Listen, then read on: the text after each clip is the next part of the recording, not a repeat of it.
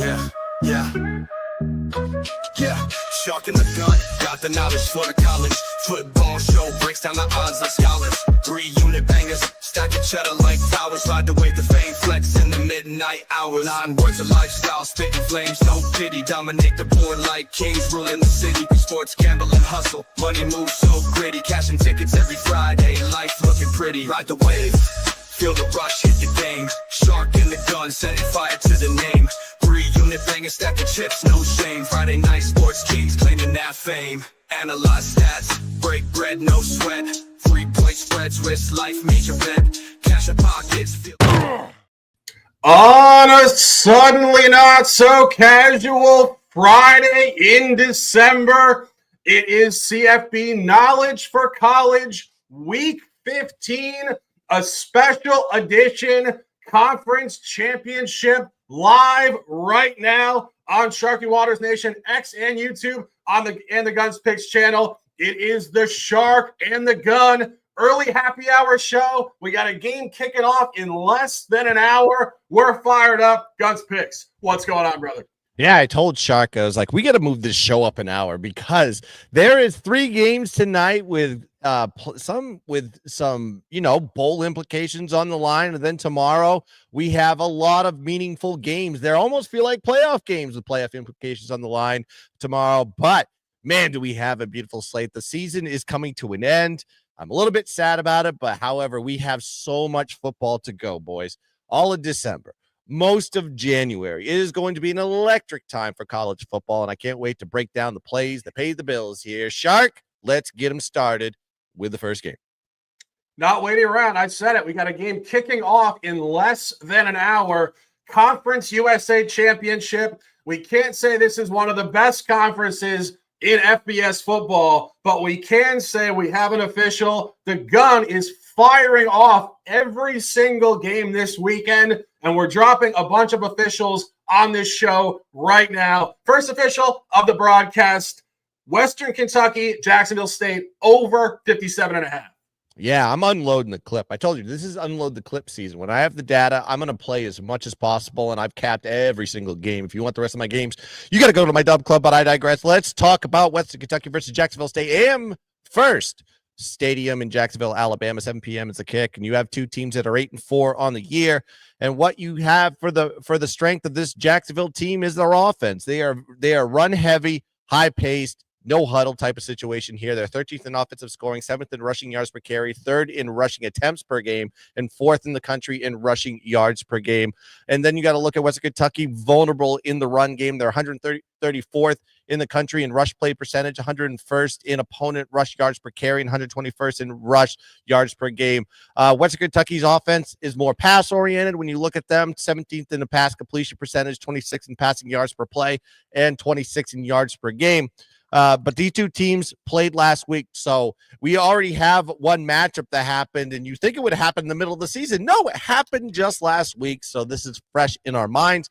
And the game total ended here at 19-7, and the total in that game was 62.5. However, break down the box score here for a second and see there is a couple outliers in this game. Western Kentucky put up 426 yards of total offense versus Jacksonville State last week.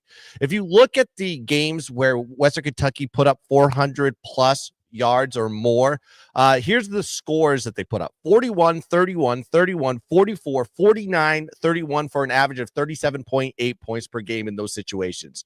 So outliers altogether. If you actually break down the drives that they had, 7 were in Jacksonville State scoring territory, and the results were fumble, turnover on downs, 4 field goals, and a TD. It was just a lot of outliers there. They couldn't put the biscuit in the basket, as they say, with the touchdowns. And Jacksonville State had their worst offensive performance of the year since playing Louisville in week 2. Of course, there was some injuries that happened there with the quarterback Huff, but their quarterback Smothers did step in and actually score them a touchdown. The result, when you actually look at them at home, they put up 458 yards of total offense in Jacksonville, Alabama. They averaged 37 points per game. So I think there's going to be, maybe they were holding back a little bit, knowing that there was going to be a game next week. Who knows? But I just think this is I'm going to stay away from the side on this one. I'm going to focus on the total because the score was so low last time, 19-17. But like I said, There was a plenty of yardage that was put up in that game, and you're seeing the total kind of near where it was before. And I think it's giving me a high indicator here. I got it at 57.5, and I know it's rising right now. I see 58 and a half on the board, so it's going in the right direction. Give me Western Kentucky, Jacksonville State over the total 57.5 as the play. Yeah, and as you mentioned, just great data here. Having played last week leading into this Friday night, I mean, it doesn't get any cleaner than this. I mean, we talk about baseball having series, basketball having series. You rarely ever see a back-to-back sequence between the same teams in collegiate or professional football. The gun firing shots over 57.5. Staying here tonight, 8 o'clock, Fox Sports. We're going out to Idaho, Albertsons Stadium. When I was capping this, I thought that sounded like a little liquor shop out there. I hope you guys are getting some libations, not only in Idaho tonight, but anywhere in the world. We're hanging out here on Sharky Waters Nation. But first collaboration play of this championship week. We're on UNLV at +5, and the gun is on +4. And you really start to look at what's going on here. We just talked about a rematch within Conference USA.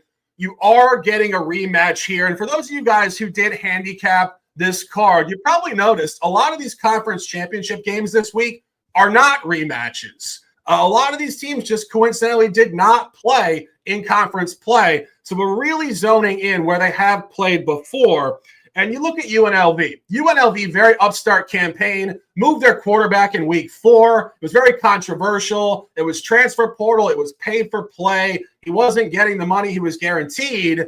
Well, the gun was on this broadcast in week 4 saying he loves their backup more than the original quarterback. And UNLV has played great all year, only taking 2 outright losses, a real tight one at home to Syracuse in overtime. Syracuse went 9-3 this year. That was a representative loss, and they did lose Friday night, week 9, at home at Allegiant Stadium to Boise State. And the key point on that game, 29-24. UNLV had a lead going into the fourth quarter, very tight in yardage. And Boise State did actually close the game on an 8-minute drive to run out the clock in the fourth quarter.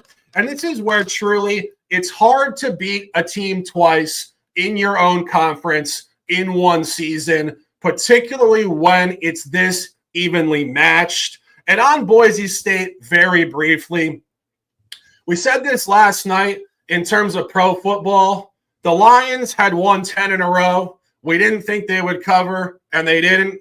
Well, Boise State has won 10 in a row straight up, and they are cratering down. They started the season 6-2 ATS. They're 1-3 ATS since. This line is short. It is all over UNLV. I've seen people play the money line all over Gambling X and the internet. I wouldn't talk you off the money line. I am officially on +5. The gun has +4. Equal confidence, a collaboration. Guns, talk to me. Yeah, I think we got a battle here on the blue turf today with UNLV and Boise. You have a 10-2 team versus an 11-1 team. And like Shark said, I was like, these two teams have played each other. So we have a rematch. We have a little bit of a revenge angle here. And there's some statistics. I want to talk about that in a second. But you got both teams. They love to run the ball. Of course, Boise has probably the runner-up in the Heisman with Genty in the backfield playing in this game. When you look at these offenses, you got UNLV 6th in rush play percentage, 12th in rushing yards per carry, 8th in rushing attempts per game, and 7th in rushing yards per game. On the other side with Boise State, with Boise, 34th in rush play percentage, but they're 3rd in rushing yards per carry, 22nd in rushing attempts per game, and 6th in rushing yards per game. So elite running teams. However, both defend the run very well. 15th in opposing rush yards per carry for UNLV's defense. They give up 3.3 yards per carry to their opponents, and 14th in opposing rush yards per game to their opponents. Then you got the defense for Boise on the other side, actually a pretty good run defense themselves. 18th in opposing rushing yards per carry, giving up 3.4 yards per carry and 12th in opposing rush yards per game. So both teams in the run game on both sides of the ball, virtually identical from one another. Both these teams met earlier in the year. 29-24 was the final. Misleading outcome, in my opinion, where UNLV had an interception in their own territory that resulted in a touchdown and a missed field goal, and Boise turned into 3 more points in that situation off the missed field goal.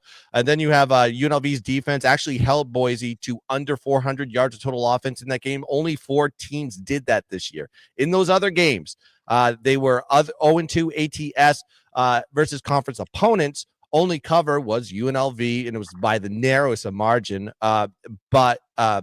But they have a 5.3 point differential in those spots. Versus non-conference was the Oregon game, which was a close game on the road. So UNLV's in top tier category there. When you have UNLV's defense held Boise to under 200 rushing yards in that game, and there's only 2 teams that have done that this year. They're 1-1 ATS in those spots. Versus San Jose State, they were aided though. That was the only cover that they had when a team held them to under 200 rushing yards. They were aided by +3 turnover ratio in that game, where they got 28 points off those outliers and turnovers in that game. So you got to take that with a little bit of a grain of salt when you look at the outcome of that game. The line shift was a little bit interesting from game A to game B, almost the same, but you have to understand UNLV was the home team in that situation, but the line's identical for them to go on the road in the cold on the blue turf. There's a reason by that. Look at UNLV's ATS record when they play on the road as a dog. 9-1 ATS since 2022. This team is as an away dog. And of course, they have some trends towards the under as well in that game, because I lean towards the under as well. But I just think this is UNLV where they perform their best. On the road, chip on their shoulder, revenge game, and as an away dog. And you got to look at revenge games this season. I think there's 60 outcomes, and it's 40-20 ATS. That's 67% teams with revenge this season. So I got to take it here. UNLV with revenge. They may win this game outright. We shall see. I still think it's enough to just take the number here at +4. So that's what I'm going to do. UNLV +4 as the play. Yeah, no, you said it. And as we said when we opened this segment, finding games with prerequisite data and motivation is important. We have this game graded to be a 3-point win by Boise at the absolute max. And I see a lot of databases suggesting a UNLV victory. Staying tonight, also 8 o'clock, ABC Sports in West Point, New York. A collaboration official riding the green wave, ride the wave, or get out of the water, taking Tulane at -4.5. And, speaking of games where the teams have played already this year, this does not apply, but I was saying to Guns before the show, this is probably my favorite play of the entire Week 15 conference championship window. When you really look at Army is in full sell mode. Army is 10-1 straight up, 6-0 straight up at home. However, they started 3-0 ATS at home early season with blowouts of very poor competition. FCS Lehigh, Rice, and the Trent Dilfer special UAB blowouts on the road. And then they came back in their last 3, 0-3 ATS. Didn't cover against ECU, didn't cover against Air Force, and last week did not cover against UTSA. And I think the line is telling us a really strong story here. The only time this year Army was an underdog, at least a field goal or higher, it was, speaking of our chat here, what about the Irish at Yankee Stadium? 49-14 demolition of Army. And now you're seeing really what amounts to a very heavy road line for Tulane at West Point, New York tonight. And you look at Tulane this season, Tulane functions great in this spot. 5-0 ATS as a road favorite this year, and 1-0 ATS against military schools. Guns and I were talking about this before the show, too. We were saying Army oftentimes befuddles teams with their run-heavy scheme, the wishbone, the run and shoot, all this nonsense. Well, Tulane beat Navy 35-0 with a very similar scheme. And you find a really interesting situational spot here for Tulane tonight. Tulane actually did tank the final game of the regular season last week at home to Memphis. Really poor effort. 34-24 outright loss at -12.5. This season, Tulane is 2-0 ATS in the game following a non-cover, and both of those games were on the road. So if Tulane plays a terrible game and they go on the road next, they play great. 8-point win at Louisiana early season and a cover at North Texas in week 9. Incredibly strong play, incredibly strong number, a collaboration. Guns, I gave you the anthology, reversed it on you this week. What do you got for me here? Yeah, you did. You actually broke down a lot of my notes. I'm crossing them out as you're talking. I'll try not to repeat myself on this one, but yeah, you look at the success of Tulane this season is running the ball. They're 8th in rushing yards per rush play percentage, 32nd in yards per carry, and 13th in rush yards per game. Remember, in that Notre Dame game, the success against Army was running the football, and Notre Dame did that very efficiently versus Army. Even though their numbers tell you that they're decent against the run, with 35th in opposing rush yards per carry and their 4th in opponent rush yards per game. A little bit of outliers there because Army has faced the 95th toughest schedule in the country. The only team that I think could even match to Tulane, like Shark alluded to, was Notre Dame. And Notre Dame put up 273 rushing yards against them, 9.3 yards per carry. So that gives you a little bit of an indicator when you have a run-oriented team like Tulane has, who is fifth in offensive scoring, 16th in offensive yards per play, second and third down conversion percentage, and they're 10th in red zone scoring. So this is going to be a very tough element here with Army in their defense. You talked about the triple option. They run the ball 85.6% of the time, and they're top 5 in rushing. But you have a Tulane team, decent rushing defense. They're 32nd in the country in opposing rush yards per game. And you said it about the Navy game. That is the good barometer there. 2.9 yards per carry given up. But there was a backup quarterback in that situation for Navy. A little bit of outliers there. There's a reason why they didn't score a lot of points, but it was 35-0 on that final. But Army is 1-4 ATS in their last 5 games, 0-3 ATS at home, and the under is 4-2 ATS. I'm sorry, the under is 4-2 in their last 6 games. On Tulane's side, a little bit of a different story. 4-0 ATS is a single-digit favorite this season. 5-0 ATS on the road, all is a favorite. This is the lowest total that Tulane has seen all season, so there's a lean towards the under in this game. I think we're just looking at a similar outcome. For Army, it'd be the Notre Dame game, and the similar situation for Tulane with the Navy game. This is Army's first AAC championship game. Remember, this was just a team that was an independent for a long, long time. It's the first time joining the conference, so they're just happy to be into the game.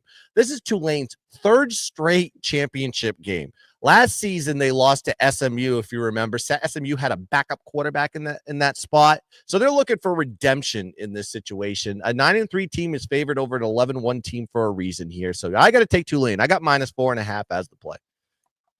No, that's a great point about Army joining the conference for the first time this year. And just running down, you said their strength of schedule was, 90-something? What did you say? Oh, their schedule was 95th toughest in the country. Yeah, and just to go through this for you guys, these teams are like the absolute bottom of the barrel FBS teams. Florida Atlantic, historically awful this year. Rice, Temple, Tulsa having one of their worst campaigns in years. UAB, as I mentioned, Trent Dilfer went there, and they've cratered just incomprehensibly awful. ECU fired their coach mid-season. Air Force had their worst team in a decade with almost all backups. North Texas, who's an absolute gas can defensively, and UTSA, who had been representative over the past few years, particularly at the Alamo Dome, one of their worst teams in years. This is one of the most fraudulent 10-1 teams you will ever see. And one final point on this, I'm not entirely sure how applicable this is in terms of the psychology of the game, but Army actually has to play a game next Saturday, the only game in week 16 against Navy, the classic Army-Navy game. You could make an argument there's a look-ahead element here. I think Tulane will be far more focused in this game emotionally And as we said, Army just cratering down in all capacities. This is my favorite play of this week. Absolutely love Tulane at -4.5. Segueing to Saturday. Saturdays are for sending it. December the 7th, it will be. 5 games tomorrow, I believe. Guns has 2 officials on this show. We're going to the MAC. Of course, we're going to the MAC. We love small conference football. We're finding the Battle of Ohio. No, not Ohio State. Miami of Ohio and the Ohio Bobcats. Guns looking at an early 12 p.m. kick time in Detroit. Ford Field, actually. Team total under Ohio, 21.5. Come on. You got to give this game a little bit more props, man. This is a huge game in the MAC. The Ford Field in Detroit. 2 of the best teams in the MAC. Listen, I've been betting Tuesday and Wednesday games in the MAC, and I've been cashing tickets left and right. This is a beautiful conference that we're dealing with. But yeah, like I said, Ford Field, Detroit, Michigan. This is going to be a 12 p.m. East kick on Saturday. On the offensive side of the ball, both teams don't have the most explosive offenses in the planet, right? They're 40. You have an Ohio team that is 48th in offensive scoring, but that was against the 103rd toughest schedule. So that tells you how bad that offense is. On the other side with Miami, Ohio, they are 85th in offensive scoring. They face the 82nd toughest schedule. I think that a little bit weighted on that one because they did have a tough non-conference schedule. That includes Notre Dame in that factor. But on the defensive side of the ball, they are pretty impressive for Ohio and Miami, Ohio. Ohio is ranked 16th in opposing scoring, giving up 19.8 points per game, and they're 15th in opposing scoring. Opposing yards per game and 25th in opposing yards per play. On Miami, Ohio side, they're ranked 10th in opposing scoring, giving up 17.3 points per game, and they're 11th in opposing yards per game. And this, since their last matchup, by the way, because these teams have met before, so there is a revenge angle in there, I guess. Miami, Ohio has held their last 5 conference opponents to 11.2 points per game. On the Ohio side, since playing Miami, Ohio, last 5 conference opponents held them to 10.8 points per game. So you have two good defenses coming into the spot. So I want to go back to the game that they played in October. Nice weather, by the way. It was like no wind, and it was in the 70s. With Miami, Ohio winning that game 30-20. The total was set at 42.5, 43.5, and now you're seeing it at 44s or 40. 44, 43.5, virtually identical number, but you have it in a climate-controlled environment on a fast track, which I think that's very interesting here. Misleading outcomes to that over last time these two teams played, because if you break down the box score, Ohio had the ball in scoring territory only 4 times out of 13 drives in that game, and they with 3 leading to TDs.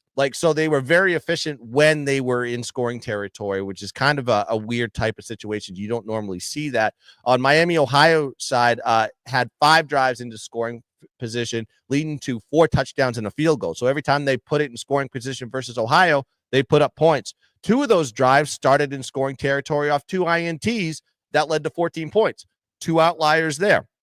But Ohio had a garbage touchdown at the end of the game, and they were down 17. So they scored extra points just off sheer garbage touchdowns, cutting the lead down to 10 as the final. But like I said, this is at Ford Field in a dome fast track. Line is given a little bit of an indicator to the understory, but I want to talk about Ohio team total here because both teams are set lower than the normal average, but specifically Ohio is much worse. It's set at 21.5. That is 7.7 points below their season average. So that's given me an indicator that we're looking at a low scoring affair. And especially on the Ohio side, you have 2 great defense going up against each other, battle to battle, revenge angles on the Ohio side. I'm not going to be touching the spread on this one. I'm just going to be focused on the team total. I think it is going to be low. Give me Ohio team total under 21.5 as the play. Yeah, I mean, great analysis there. Obviously, the neutral field, interesting environment. It won't be anything like we saw last night with the Lions beating the Packers. It will probably be about 10% full, but it will be a game that Guns will be officially on Ohio under the team total, 21.5. Staying course, small market football as we love. Sun Belt Conference Championship, 7:30 in Lafayette, Louisiana. This is not a neutral site game. Louisiana hosting Marshall. Marshall, very upstart campaign. You could say the same for Louisiana. Louisiana obviously having more pedigree in this conference historically, previously as ULL. But we bought Louisiana numerous times this year. Guns has at least 5, I believe, official plays throughout the weeks on Louisiana, and he's not staying away this week. Louisiana official at -5.5. Yeah, the Raging Cajuns getting back home with their most comfortable in this spot. They're going against a Marshall team that, well, situationally, this could be a bad spot to that. I'll get to that in a second. But when we look at ULL, you got a 10-2 team with a plus 13-point differential. But ULL can beat you in multiple ways. They can beat you in the run game. They can beat you in the pass game. They're very dynamic on the offensive side of the ball. Their rush offense is ranked 20th in yards per play, rush yards per play, and 32nd in the country in rushing yards per game. And then a passing offense is elite as well. They're 8th in pass completion percentage, 8th in passing yards per play, and 33rd in passing yards per game. So it doesn't matter if you're a good rush defense or a good pass defense. ULL will find a way to beat you. Then you have Marshall's defense has shown some vulnerabilities, especially in the run game this season. They're 99th in opposing rush yards per carry, giving up 5.2 yards per carry to their opponents, and they're 113th in the country in opposing yards per game. So I think you're going to see a big running attack here with Louisiana in this situation.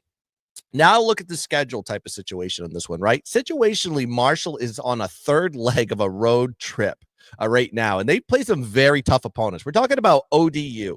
They battled them, losing the yardage battle in that game by 44, but still came up with a win. And then they lost the yardage battle by 121 to JMU on the road. I want to specifically point out the JMU game because that was their last game.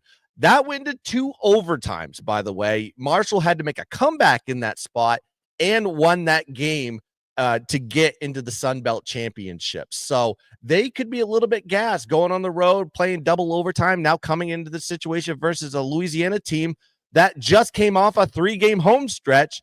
And their last game was a road game, but that was against UL Monroe. Isn't that their next door neighbor or something like that? So ideally, if you scrap the ULM game, they've had 4 home games in 5 weeks. So this team is very comfortable in the situation on their field. And also ULL is 3-1 ATS as a single-digit favorite this season. So situationally, from the spread perspective, it is a good spot here for Louisiana. I just think Marshall is capped out, as we say, totally gassed, coming off a double overtime win, 3 road games in a row in 4 weeks in this situation. So they're going against a ULL team that is just so comfortable at home, and this has just been their spot all season long. I'm going to be taking the Cajuns one more time. Maybe I take them during bowl season. We'll see. Louisiana -5.5 as the play. Yeah, I certainly wouldn't disagree. I might hop on this tomorrow night, 7:30 on Saturday, December 7th. That will be a few more games on Saturday we want to discuss. Obviously, small card this week. We have time. We appreciate you guys checking in with us. Happy hour on the East Coast, 6:40 Eastern, 3:40 Pacific. We see you guys getting off work.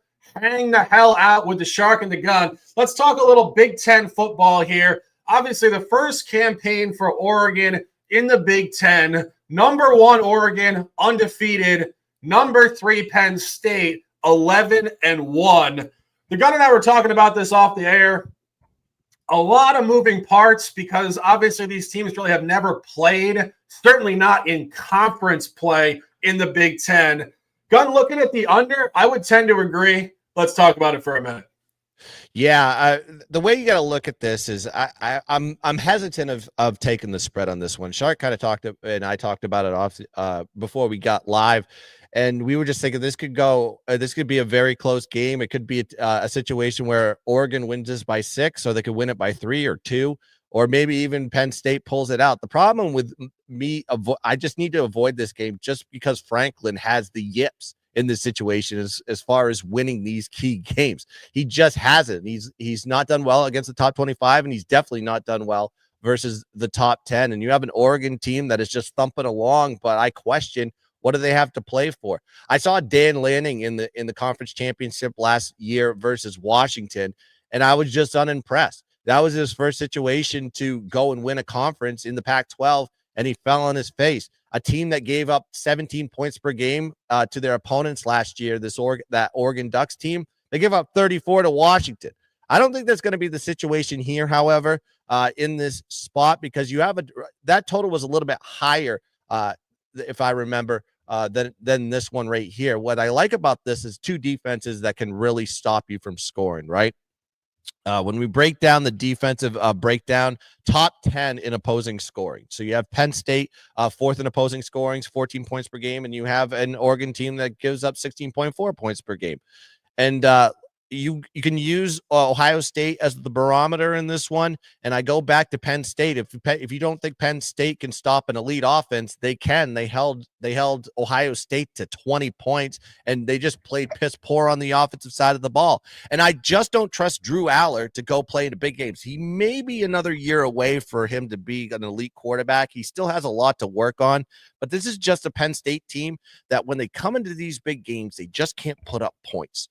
I don't think they're going to give up a lot of points either, because Oregon, to me, I don't think, do they really have much to play for here? I guess they're going to play to get the bye, but I think they're not going to give everything away and throw the kitchen sink out to go win this game. So I think they're going to play slow and methodical on both sides of the ball, because I think Penn State wants to run the ball more than they want to pass the ball.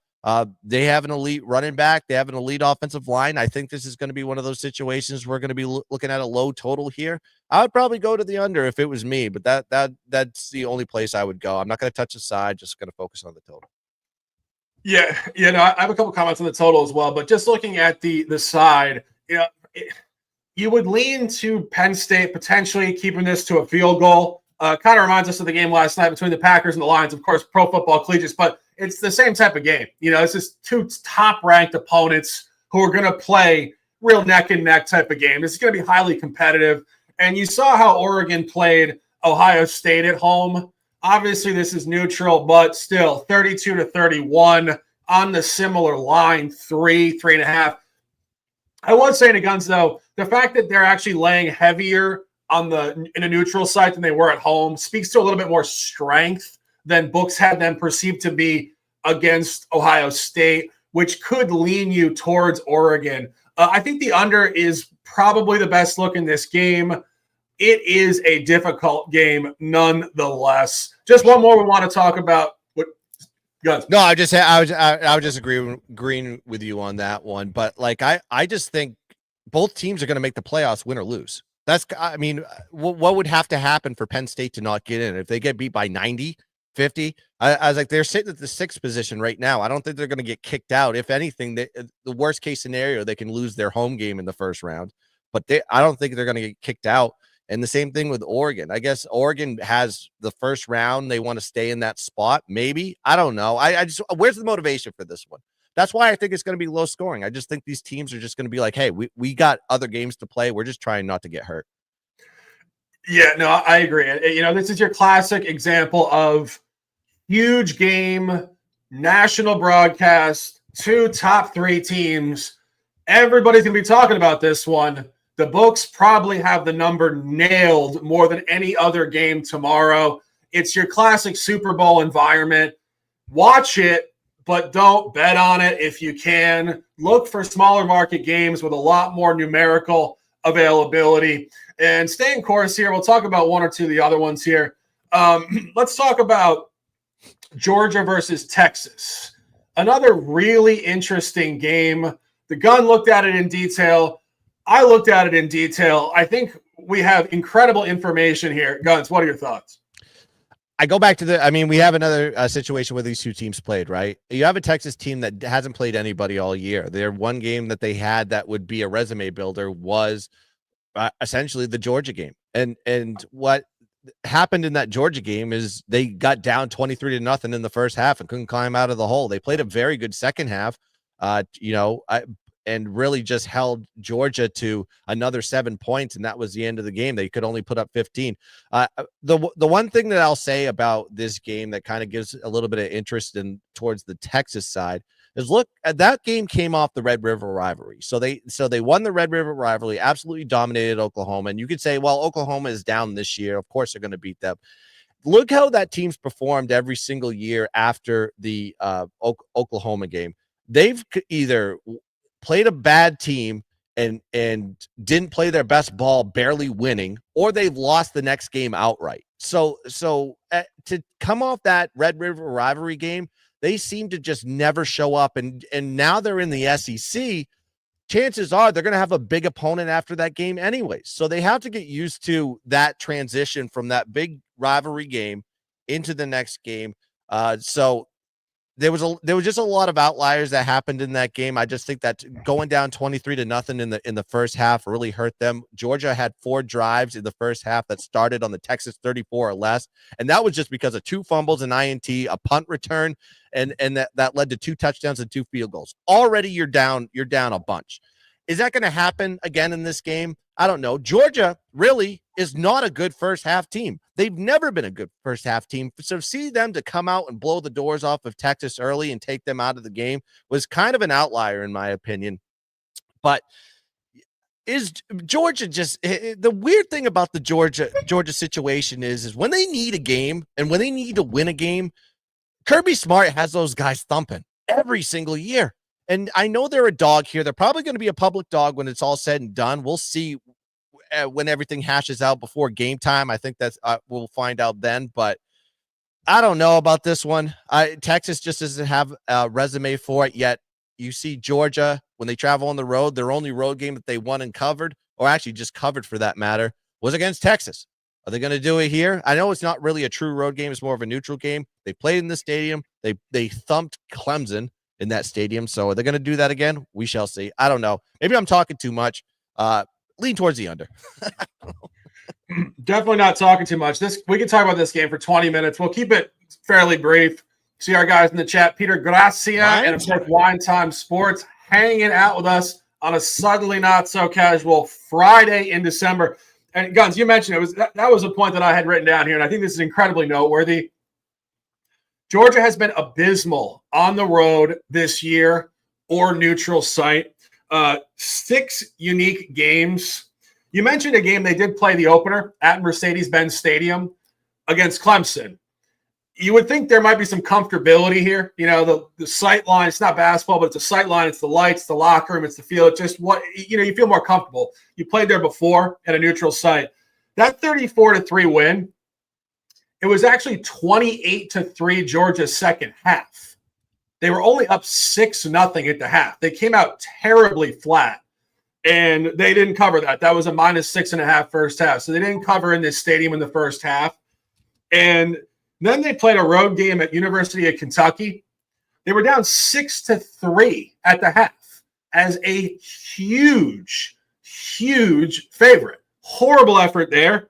I'm sure you guys remember how Georgia came out at Alabama right after that, down 30-7 at the half in Tuscaloosa.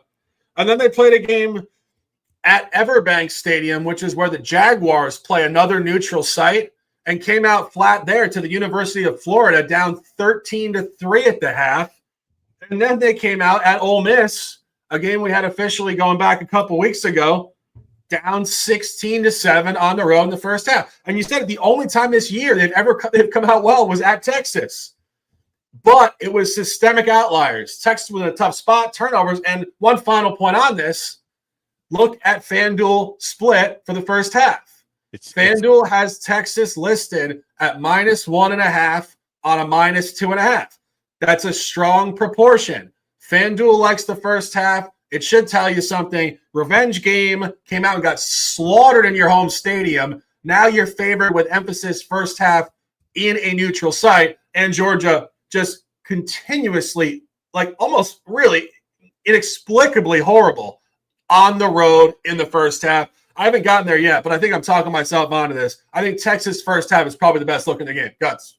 Confirmed? Yeah, from a coaching perspective, if I was Sarkisian, I would just say, listen, the reason why you lost that game, guys, is you guys fell asleep at the wheel in the first half of this game. If you come out, let's come out thumping. And by the way, if you remember last year, they had kind of a similar situation when they went into the Big 12 championship. And what did Texas do?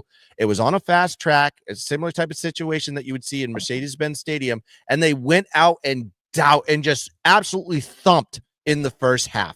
Just went out there, ears pinned back versus Oklahoma State, a good team, by the way, with a great defense, and absolutely just boat raced them in the first half. Killed them, crushed their dreams. who may be seeing a similar situation this way. Maybe we're just talking ourselves as we're just dissecting this game that we might be on a first half collab type of situation. I don't like that look. Excuse me. I do like that look. And if you're going to be taking the first half, take Texas. Yeah, I just want to look at how they came out last week. They did play at Texas A&M last week. Texas did come out 17-0 on the road last week at A&M. And the key point there is oftentimes we'd say, okay, you come out road game one very well. You're not going to do it week after week. But truthfully, I think that's opponent specific. You guys probably remember Texas A&M at home this year has been very poor in the first half. Very poor. I mean, we had a game against LSU where I thought that honestly the game was probably over how poor they looked in the first half, and they absolutely boat raced them in the second half. But that's A&M being poor in that position, just like Georgia is poor in this road first half position. So, I mean, I'll put it on record now if you want to do a collaboration. Texas first half -1.5. I love it. I'll also tell you this about if Texas does cover the first half and they come out by a margin, it is a perfect spot to thread the needle and take Georgia in the second half. Georgia is one of the best second half teams in the country. They suck in the first half. They come out slow as molasses. You saw it against Alabama. That's a perfect example in that game. They absolutely got thumped in the first half. They come back in the second half and nearly won that game. I'm telling you, that's kind of how I've been treating Georgia all year. And by the way, the same thing with Alabama. Alabama does the same thing. They're a first half team and they're not a second half team. That's how you thread the needle. I think you take if I say you start with Texas in the first half, come back in the second half if Texas wins that one, and double down on Georgia in the second half. Even more than that, you said the Alabama game. Yeah. The game they played against Clemson in this stadium, they came out terrible, 6-0, and then they crushed them in the second half, 28-3. And the game they played neutral at where the Jaguars play, Everbank Stadium, down 13-3 at the half, came back and won the game 34-20. So what is that? 31-7 second half. They adjust better than anybody in the country. You know what Kirby Smart does in the locker room? You ever heard him in the locker room screaming and yelling at his players? He puts a fear in God in them if they come out flat in the first half, and those guys just say, we gotta play better, guys. I'm scared of Kirby Smart. And then they would just go out there so they don't have to have 2-a-day practices when they have a game the next week. I'm telling you, that guy puts the fear in God in his players, and that's why those guys come out in the second half smoking. No, I agree. And I think just one final point on this psychologically, when we were capping the game against Ole Miss, where Georgia did lose the first half and the game on the road, we were talking about how they lost almost every single principal offensive player in terms of on-field quality and leadership from last year. So it's a younger team. It's not a veteran team in these spots at all. And more so than pro football, obviously, young kids are very affected by hostile energy. We don't necessarily know what's going to happen at Mercedes-Benz. It is neutral, but I think looking at what they did against Clemson, coming out with only 6 points, and Texas in the revenge game with the line number, this is a great spot. I'm official on it. If Guns wants to collab, I'm with it. -1.5. Collab it. Bang. First half. Let's do it. Absolutely. 2 games to just quickly rip through here. We'll go maybe another 5 minutes. 12 o'clock, Iowa State, Arizona State. This is one of those games we were talking about. It is a conference championship game. No, these teams have not played in the regular season, which is problematic to handicap. Going forward after this reconstruction, the next 2, 3, 4, 5, 10 plus years, we will absolutely be playing a lot more of these sides when we have actual data to go on. It's kind of a flyer game. You got the 15-ranked Arizona State team laying 1 or 1.5 to the 16-ranked Iowa State team. 2 teams have the same record, same conference, 1 position away in the ranking, and the line is -1. If I had to just give a blanket comment, ridiculously hard game to handicap. Guns, any comments? Yeah, I was talking to you about it before the show and what my thoughts are. Here's the thing about these 2 teams. I'm just going to break it down, give you the Cliff Notes version. I'm not going to bore you with the stats, but what you have is you have an Ohio State team that is absolutely terrible. against rush offenses. And guess what you got with Arizona State? They love to run the ball. They have one of the most dynamic running backs, and not only in the rush game, but in the pass game. I want to say, I may be saying his name wrong. Skatabo, skibbity bop bop bada boo. I'm the scat man. I don't know that. Like he's one of the best players on that team. However, there was another guy on that team that was very good as well, is their wide receiver, Jordan Tyson, who has 1,100 receiving yards and 10 touchdowns for them this year. So what's killed in this game is ASU's pass, because you got your best wide receiver out. But what Iowa State does best is they defend better than anybody in the country. They're one of the best pass defenses in the league, and I think that's quite remarkable considering they're one of the worst rush defenses in the league, so they don't put pressure on the quarterback. It's just the sheer fact their secondary is just that elite. Or it could be one of the factors that people just decide not to pass the ball versus Iowa State because they can run the ball all day long versus what an anemic defensive line and linebackers for that matter. But that's what's keeping me off the side. I don't know if, Arizona State has a lot of weight and on them, but so does Iowa State, because whoever wins this game is going to get a first round bye in the playoffs. How do you think Iowa State is better than any of the 12 teams that are listed in the college football playoff currently? No. Same thing with Arizona State.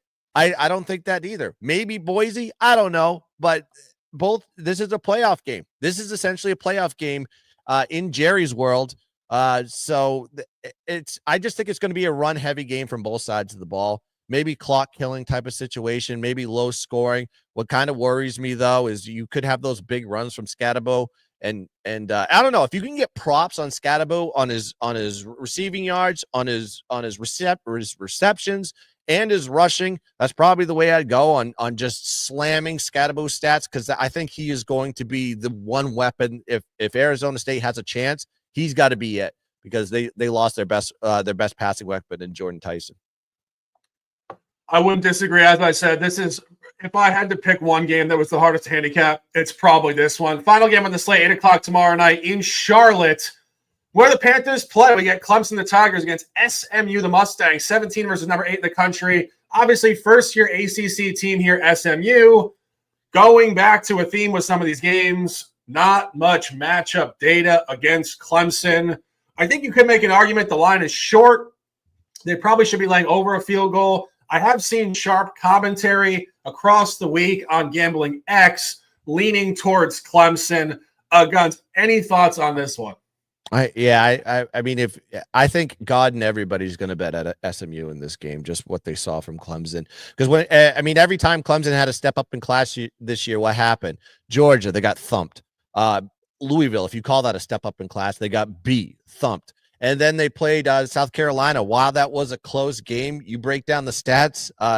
Even though South Carolina scored 17 points, they put up 431 yards of total offense against them. They just they couldn't score, and there was a lot of turnovers, a lot of fluky plays that happened in that rivalry game. But Clemson is 0-2 straight up in ATS when they have to face a step up in class, and SMU is by far a step up in class. What worries me about taking this game, and I probably lean towards the SMU side, is the sheer fact that we saw a perfect example of what happens when Clemson has to face a mobile quarterback, and SMU has a mobile quarterback. Jennings can run.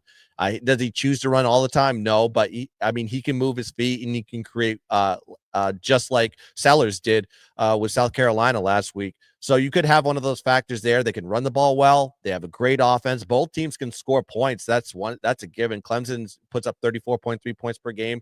You have SMU that puts 37.4 points per game. So you may be seeing a high scoring affair. And what makes me want to say that this is probably an overplay is what happened last year in the ACC championship. What a snoozer that was with Florida State and Louisville, where Florida State couldn't score because they were on their 15th quarterback at that point. And then you had Louisville that just couldn't get past that elite Florida State defense and put points on the board themselves. They didn't belong in that ACC championship. It was just a gift that was given to them. I think we could be seeing a little bit of tit for tat on this one. I think there's going to be a lot of low scoring games in the conference play for the most part, but I don't think it's going to be this one. I think we're going to see a high scoring affair. The line's at 55.5 for the total. That's kind of right around the wheelhouse where SMU hits overs. Clemson, I think this might be the highest over that they've seen outside of Clemson. So we could be, and what happened last week between Clemson only putting up 14 points. So they're going to want to come out smoking, and SMU has been off back-to-back unders. So we could be seeing a high-scoring affair here in Bank of America on a fast track on 8 o'clock on Saturday. Yeah, I mean, you're talking about a fast track. Look at what the Bryce Young Panthers have done in this stadium all year. Overs. Not that it has anything to do with this college matchup, but it's been an over stadium all year. Why beautiful over last week, by the way. I thought that was nice little overtime special there. But no, I was just looking at it as you were saying that, and I was seeing the same thing. This is an incredible buy low from both sides of this game in terms of the total. Obviously, last week, 17-14 South Carolina in Death Valley. It's going to be a bounce back for Clemson. And, this SMU team, 2 straight unders, not because they're incapable of scoring. They held Virginia to 7 points on the road, and then they held Cal traveling to East Coast time, or I should say Central time, to 6 points. So this SMU defense has only given up 13 points in the last 2 weeks. Clemson offense is a lot more explosive than both Virginia and Cal. And as I just said, SMU has been scoring the ball at will all year. I think this is actually a great over. And one final point on it from the ATS side here. Guns did mention, obviously, to open the season, as we discussed in the Georgia handicap as well. Clemson did take a margin loss at a neutral site to open the season, 34-3 against Georgia.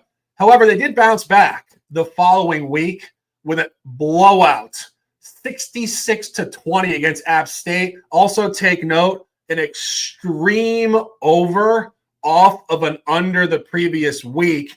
And their only other loss before last week, 12-point home loss to Louisville. Key point there, came back on the road, covered at Vatech. So Clemson this year is actually 2-0 ATS off a prior outright loss. They will bounce back.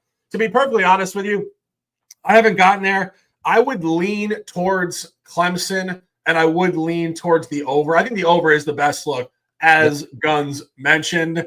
And that's a beautiful conversation. Also look at Clemson of how they performed in the ACC championship. Look how many points they put up. It's like every time it's like anywhere between 50 to 35 points. It's like they can score in this game, and they're going to be super motivated. I mean, both teams, like I said, this is another playoff game.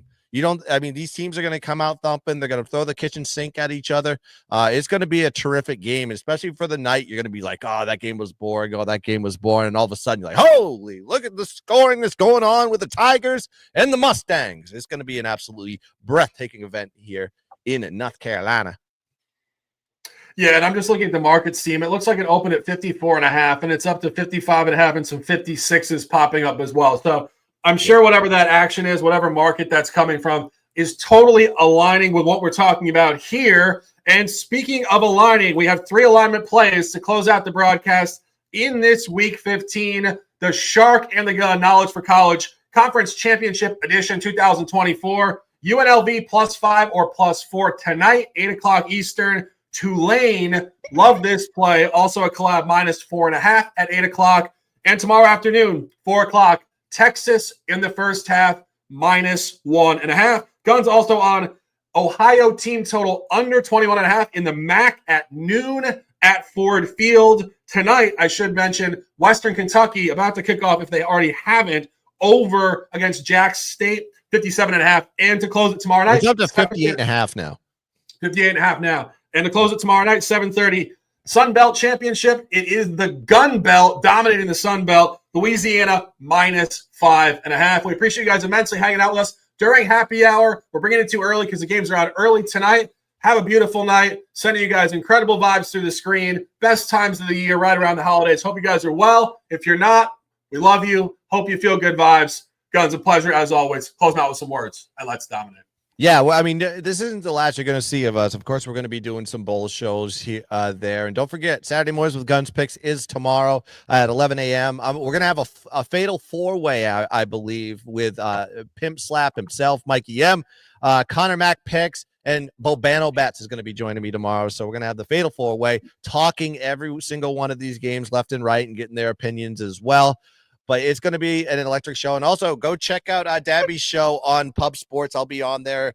The leadoff hitter, as always. I've been hitting over 60% on that show. And maybe I'll have some more picks to give out to the people. So go check that out at 10 a.m. It's a very busy time for football, and check us out on the Extra Points on Sunday, 10 a.m. East. So that's going to do it here for the Shark and the Gun. Appreciate everybody in the chat. Peter Grasnia, JRL50, Stacks himself, Wine Time, of course, and all you beautiful bastards, Sox Nation as well. Go Irish.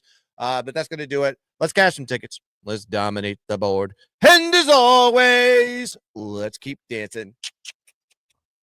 Go bang!